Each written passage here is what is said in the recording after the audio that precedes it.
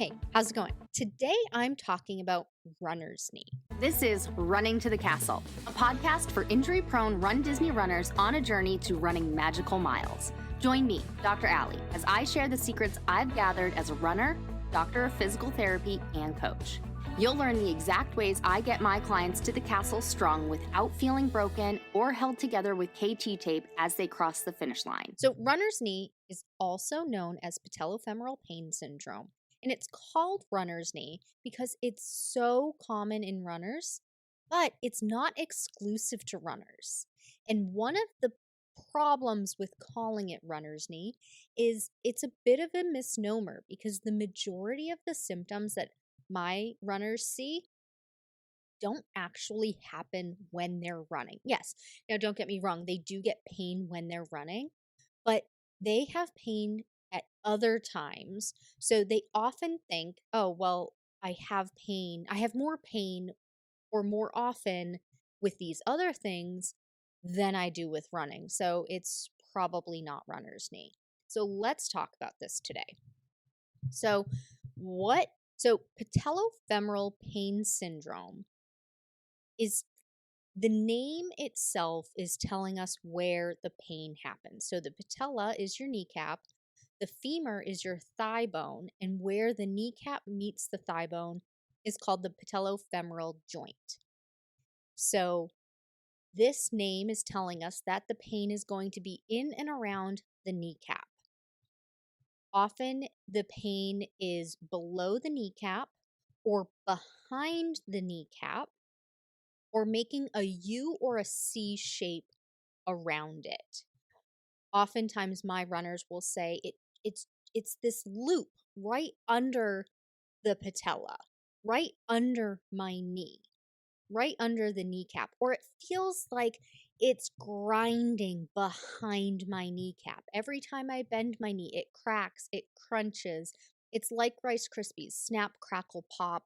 It doesn't necessarily hurt, it's making the noise, and that's usually something that my runners feel first. And it likely happened years ago, and you didn't even really pay attention because we all snap, crackle, pop a little bit, but it doesn't hurt. That is the beginning stages of patellofemoral pain syndrome. So it's the initial crackle, the initial grinding, and then years later, it develops further and you can have pain with it. So it starts off as like a chondromalacia patella, which is arthritis behind the kneecap. And then as it progresses and actually causes pain, patellofemoral pain syndrome. Now, that doesn't always happen, but it's a very common part of it. So pain in front of the knee, pain around the kneecap, a U shape, a C shape. You get pain with going downstairs, pain with going upstairs, pain with squatting, pain with kneeling, pain after standing for a long period of time, pain after sitting for a long period of time, and pain partway through a run. Now notice, only one of those symptoms of pain was actually during the running. So that's what I mean when I say sometimes people think, oh, well, I don't have runner's knee because I have pain with all of these other things, not just with running, or running is only a small part of it. And typically with the actual run, it's not in the beginning of the run. It's a couple of miles in. Often you hit like an 8-mile mark, or depending on what pace you're going, if you're doing hills, things like that, it could be like 2 miles in. And if you slow your pace down, maybe it will get better. And then you pick your pace back up and it comes back. You change. Are you going uphill, downhill? You can have symptoms kind of up and down throughout your run. And so many runners think, oh, well, it's not all the time. I don't need to do anything about it. It's not that bad. And this might be a conversation for another time, but that's the exact time you should be taking care of it, because that's when it's easiest to take care of. So that is what runner's knee is. It's this pain in and around the kneecap when you're doing different things. So how do you get rid of runner's knee? Well, you can definitely get rid of and eliminate the pain. The key is offloading the kneecap. So often what happens with this patellofemoral pain syndrome is the kneecap is not moving very nicely. And I don't want to say it's out of alignment because most of the time it's not an alignment issue. Like it's tracking well with it's tracking nicely within the groove, but there's compression on the kneecap between the kneecap and the thigh bone, the femur. And so you want to relieve that pressure because essentially what happens is your kneecap needs to slide in that groove of your thigh bone whenever you bend and straighten your knee. And the further you bend your knee, the further down your kneecap goes in that groove. Like it goes, for anatomical terms, it moves distally. It moves down towards your shin and then rotates under as your kneecap is moving. Just to be able to describe somewhat what's happening without using too many anatomical terms. And then when you straighten out your knee, that kneecap moves up toward your femur, toward your thigh bone. When this happens, when you bend your knee, you are stretching your quadricep muscle, and your kneecap sits in that quadricep muscle. So if your quad gets stretched, it's going to compress that kneecap and make it grind more into that groove. So if you already have some grinding behind that kneecap, bending that knee all the way is going to compress it and squish it even more. Now, in the reverse, when you straighten out that knee and you use your quadricep muscle, you are compressing it more again. So, in both directions, straightening out and bending it all the way, it's going to compress that kneecap. That's why standing for prolonged amount of time and sitting for prolonged amount of time makes the knee hurt with runner's knee because you are compressing that kneecap even more. So we need to find ways to make it so that that kneecap doesn't get compressed. And I work with my clients to make it so that there are techniques to do to relieve that pressure. And we find ways to stretch the quad to make it so that the quad is more flexible without compressing that kneecap into the groove. Because yes, if your quad is tight, and that tightness is causing more compression, well, it seems obvious that you want to stretch it more to loosen up the quad to make it compress it less.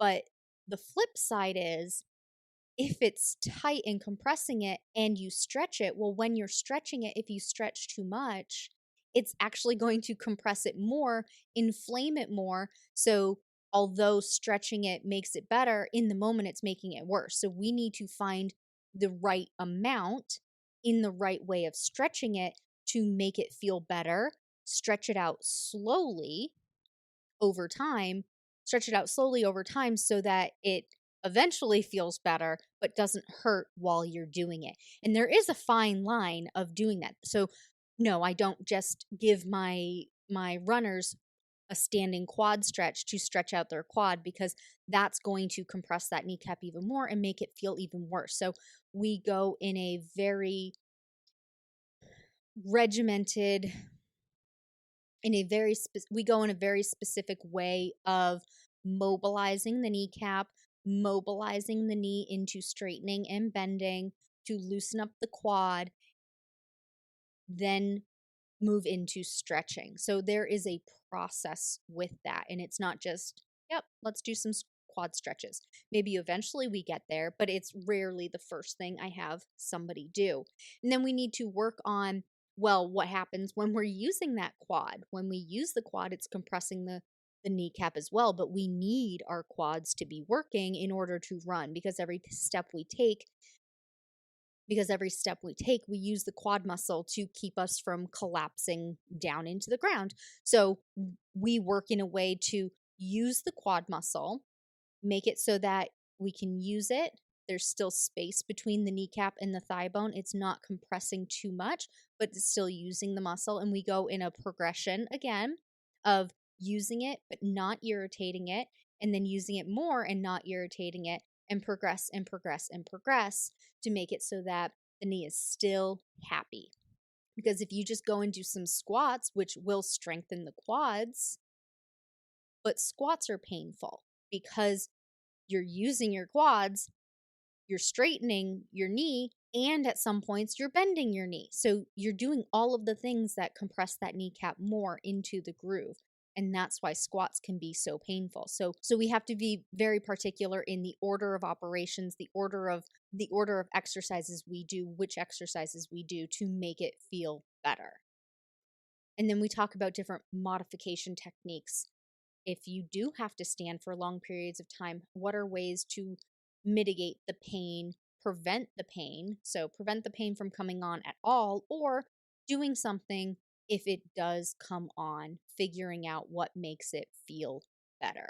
So things that I'll do with my runners when trying to figure out how to manage the symptoms, get rid of the symptoms so that they can continue running, because we all want to keep running and we want to run for years to come. So things that we'll go through is I ask a lot of questions. When do you have the pain? How much is the pain? What makes it go away? What makes it worse?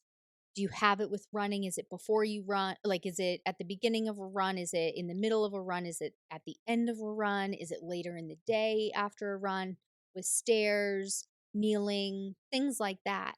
And then we go through. If I'm still unclear on what is causing the symptoms, we'll go through a whole variety of movements. Let's see how you squat. Let's see how you stretch. Let's see what strength exercises you're doing regularly. Maybe we need to change up the strength exercises, or maybe we need to modify how you're doing the strength exercises. Maybe we need to change up the stretches. Maybe we need to modify how long you're holding the stretch for, or exactly which stretches you're doing. And then we'll go through ways to manage the symptoms. So you may have heard me say before that if it's red hot and swollen, you want to do ice. But if it's cool and tight, you want to do heat. And so we use what the symptoms feel like to dictate how to relieve the pain. And when I'm working with my clients, I ask so many questions. And so all of this is to say that runner's knee does not just affect runners, and it doesn't just affect runners during a run. More often, the pain is at other times with other things.